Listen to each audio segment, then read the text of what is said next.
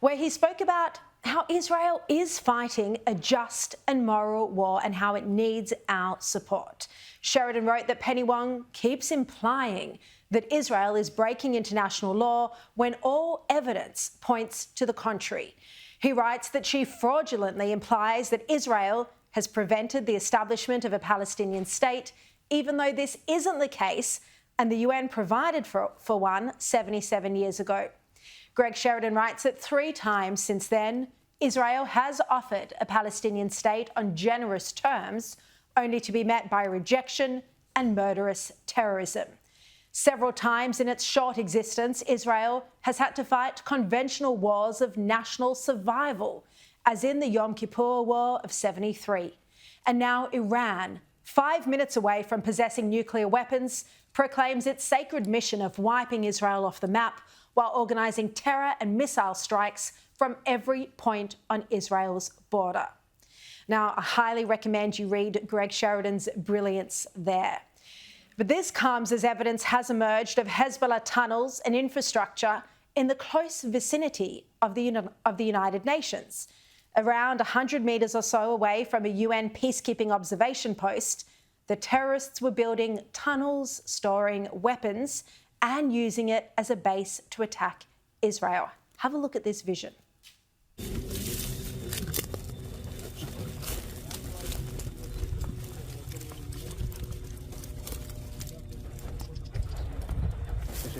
This is one of 700 Hezbollah drop points.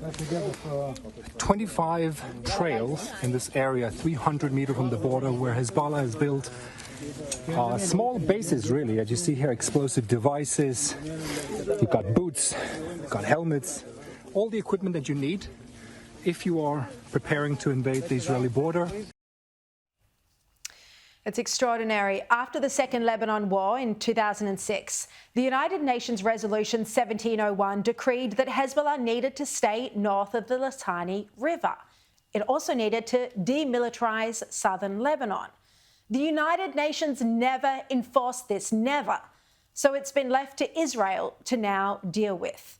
And yet the international community called for Israel to stop defending and protecting its own citizens and have a ceasefire. Well, let's cross live now to Tel Aviv, and I'm joined by human rights lawyer and senior fellow at the Misgav Institute for National Security, Arsen Ostrovsky. Arsen, thank you very much for joining me on the show. I want to get your commentary on these Hezbollah weapons found so close to UN outposts. What were the United Nations officials actually doing? Look, the UN officials were simply doing nothing. But, we need to put this in context as well. Just before coming on air, Hezbollah terrorists firing from southern Lebanon right under the noses of the UNIFIL soldiers rained down rockets on central Israel. Before that, earlier this morning, they also rained rockets down on northern Israel, including Haifa. Today, some almost 2 million or so Israelis have been in bomb shelters and in the line of fire from Hezbollah rockets. That's about 1/5 of the population, 1/5 of Australia's population. To put this in context, is about 5 and a bit million people. That is the entire population of Sydney.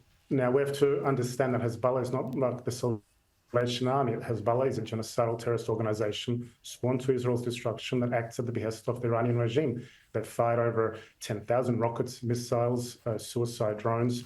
Almost 60 people have been either murdered or killed, and 100,000 have been displaced from their homes. Australia certainly wouldn't put up with this, and quite frankly, nor can Israel or any other sovereign nation. Now, you know our political situation very well here in Australia because you used to live in Australia. Well, Foreign Minister Penny Wong has claimed that Israel has targeted. So she's saying Israel is deliberately targeting UN personnel.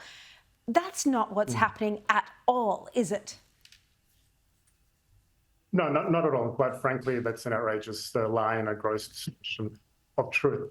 Israel is targeting solely Hezbollah targets, but Hezbollah, just like Hamas, is committing a double war crime. They're embedding themselves in civilian areas, including homes, schools, hospitals, mosques, whilst using their own people cynically as human shields, whilst indiscriminately firing at Israel. No country could possibly tolerate this, nor can Israel. So for Ms. Wong to say that Israel is intentionally targeting anyone but terrorist targets is quite frankly outrageous and a lie. Israel has gone and continues to go, as it has in Gaza, just as it is now in Lebanon, to lengths not seen in the history of modern warfare, to abide by principles of international law and to avoid any harm to civilians. Arsen, further evidence overnight that Tehran was in part behind the October 7 attacks. The IDF discovering documents which suggest that Iran began funding the Hamas October 7 attack as early as 2021. This shows that ultimately the international community, whether they like it or not, is going to have to deal with the nuclear weapons program that Iran is developing.